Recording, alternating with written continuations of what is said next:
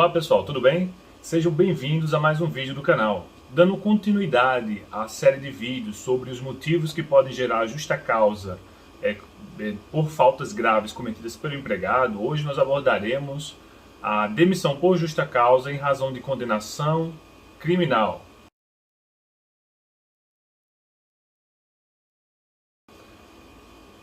De início, parece ser óbvio, né, que o empregado sendo condenado criminalmente, ele perderia o emprego, mas assim, não é tão simples assim. Para condenação criminal gerar a rescisão do contrato, é necessário primeiro que o empregado, mesmo durante o período que ele está respondendo ao processo, que ele fique impossibilitado de prestar os serviços. Ou seja, se o empregado puder continuar prestando os serviços enquanto perdurar todo o processo criminal, independente do tempo que ele dure, ou seja, não houver nenhuma dificuldade para que ele pessoalmente preste os serviços contratados pelo empregador, o empregador não poderá demiti-lo por justa causa, sob pena do judiciário anular a demissão e o empregador ser obrigado a pagar as verbas rescisórias como se fossem sem justa causa e além, eventualmente, talvez até uma indenização por danos morais. Só a condenação, quando tiver o trânsito em julgado, ou seja, quando não couber mais recurso, é o que pode gerar a demissão por justa causa. Ou seja, o empregador, durante o processo, se o empregado ele ficar afastado das atividades porque ele foi preso preventivamente, por exemplo, o empregador, apenas por esse motivo, ele não pode demitir por justa causa. O que ocorre com o contrato de trabalho é que o contrato de trabalho ficará suspenso.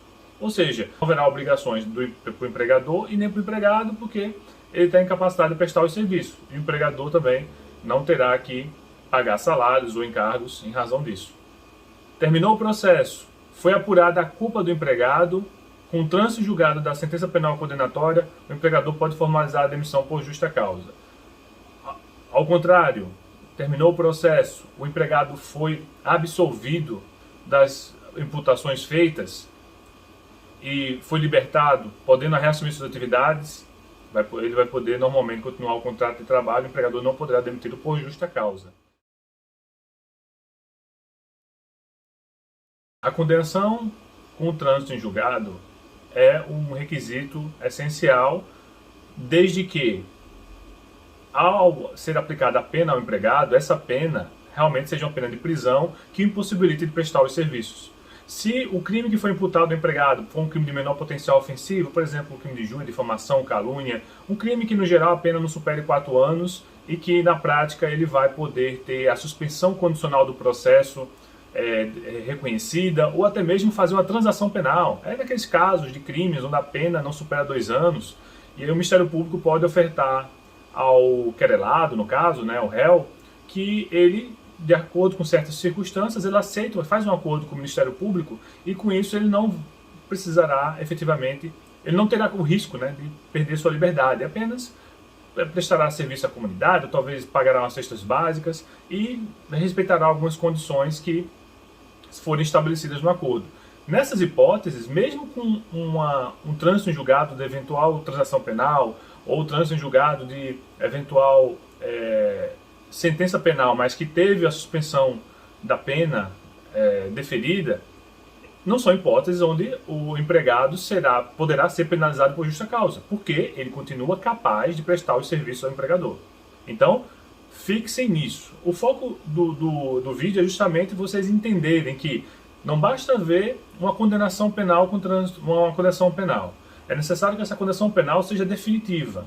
E esse processo penal que o empregado eventualmente esteja respondendo, ele tem que gerar a impossibilidade do empregado prestar os serviços pessoalmente ao empregador, porque havendo isso, haveria a violação de um dos requisitos indispensáveis para o reconhecimento do vínculo de emprego, que é a pessoalidade, que é o empregado pessoalmente, de forma personalíssima, como é chamado, possa prestar os serviços ao empregador que foram contratados.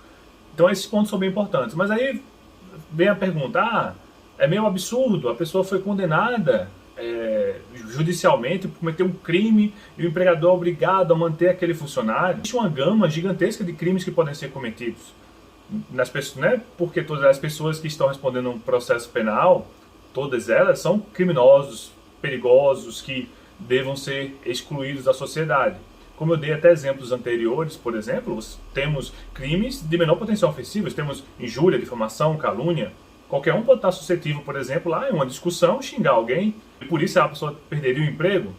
Então, assim, por isso que é necessário que tenha um processo judicial, que esse processo judicial, para poder garantir o contraditório, a ampla defesa, a presunção de inocência, só possa gerar efeitos no contrato de trabalho após o exaurimento, ou seja, após o esgotamento de todas as chances daquele empregado poder se defender. Então, só quando for apurada a culpa definitiva, com o trânsito em julgado, ou seja, não couber mais nenhum tipo de recurso, é que o empregador pode utilizar aquele fato jurídico como um elemento indispensável para que ele caracterize a justa causa prevista na CLT.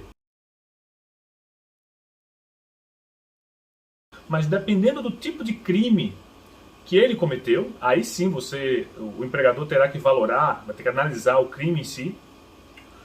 Essa conduta do empregado poderá caracterizar alguma das outras faltas previstas na CLT que dão ensejo à justa causa. Por exemplo, o empregado poderia estar respondendo a um processo criminal por estelionato, propensão indébita, poderia ser um crime de estupro, poderia ser crimes latrocínio, infanticídio, pedofilia, ou qualquer outro crime relativo à dignidade sexual, dentre outros crimes. Poderiam ser crimes graves ao ponto que a própria imagem da empresa e a própria conduta do funcionário pudesse se caracterizar como ato de improbidade, mau procedimento, incontinência de conduta, ou concorrência desleal, ou até mesmo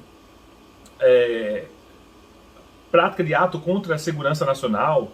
Então, assim, tem várias hipóteses. Então, no requisito demissão por justa causa, em razão de condenação criminal transitada em julgado, caso não haja a possibilidade de enquadrar ela nesse contexto, porque mesmo havendo trânsito em julgado da condenação criminal, o empregado continua com a capacidade de poder trabalhar, o empregador poderá valorar sim, analisar o crime em si e ver se a conduta praticada pelo empregado, no caso, sobretudo, não foi uma conduta praticada dentro do ambiente empresarial, senão certamente o empregado seria demitido por justa causa, por incorrer nas outras espécies de punições, mas a conduta dele pode, de fato, reverberar, ela pode se estender para o ambiente de trabalho, dependendo de como foi praticado. Então, o empregador tem que ter essa sensibilidade de analisar pontualmente e ver o enquadramento adequado que deve ser feito no caso, consultando sua assessoria jurídica, que certamente fará uma pesquisa jurisprudencial e analisará também as consequências. Porque, por exemplo, um indivíduo que teria sido condenado por estupro, por exemplo, dependendo do trâmite do processo, que costuma durar muito tempo, ele poderia passar muitos anos preso, preventivamente, por exemplo, e como não houve trânsito julgado, o contrato dele estaria suspenso. Com o contrato suspenso, o empregador não poderia aplicar uma justa causa. E ao final do processo, mesmo com essa acusação de estupro, ele foi condenado, e como era réu primário, bons antecedentes, e preenchia vários outros requisitos que dariam direito a ele ter uma pena, receber a pena mínima, e talvez até algumas outras atenuantes, ele, como já tinha cumprido um bom período de tempo, conseguiu, já na condenação, mesmo com o trânsito julgado, responder o processo já no regime semiaberto, por exemplo, onde não haveria prejuízo para ele continuar com as atividades. Será que nessa hipótese o empregador é razoável que ele deva manter um empregado que foi condenado em sentença penal transitado em julgado por estupro em um ambiente que invariavelmente haverão várias mulheres expostas a ele? Será que o empregador, será que essa condenação dele não tem um condão de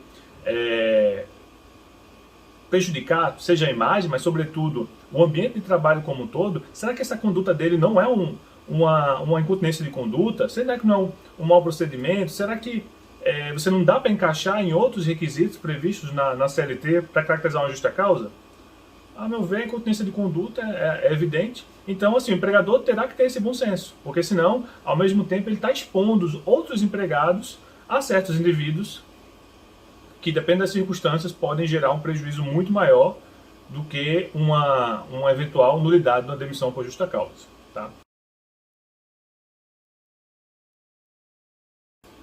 se o empregador demitir um empregado fora das circunstâncias que eu falei, ou seja, o empregado está respondendo a um processo de indenização por danos morais civil, ou um processo criminal, uma queixa-crime, um vizinho com raiva entrou com uma queixa-crime dizendo que ele xingou ele, e o empregador, tendo conhecimento disso, utilizar isso como argumento para demitir por justa causa, busque o judiciário e vocês vão conseguir certamente anular essa demissão por justa causa, porque para demitir por justa causa tem que haver, o empregado tem que estar respondendo por processo judicial com trânsito em julgado e estar incapacitado de prestar o serviço ao empregador.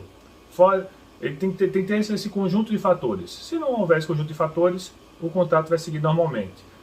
Claro que tem a observação que eu fiz, né, com relação ao tipo do crime e, eventualmente, as consequências que esse crime pode gerar no próprio ambiente de trabalho. Então, o empregador poderia, numa análise mais profunda, ver se aquela conduta não tem um condão de afetar, de violar outros incisos do artigo 482 da CLT, que prevêem outras formas de faltas graves que podem ser cometidas pelo empregado. Sobretudo, mau procedimento e incontinência de conduta, que realmente acaba sendo abarcada bem por práticas criminosas fora do contexto do ambiente de trabalho.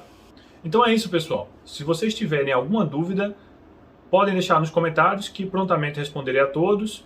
E peço, caso tenham gostado do conteúdo, que se inscrevam no canal, curtam esse vídeo e compartilhem esse conteúdo para todos os seus amigos, colegas e familiares. Ajudem a disseminar conhecimento jurídico relevante. Fui!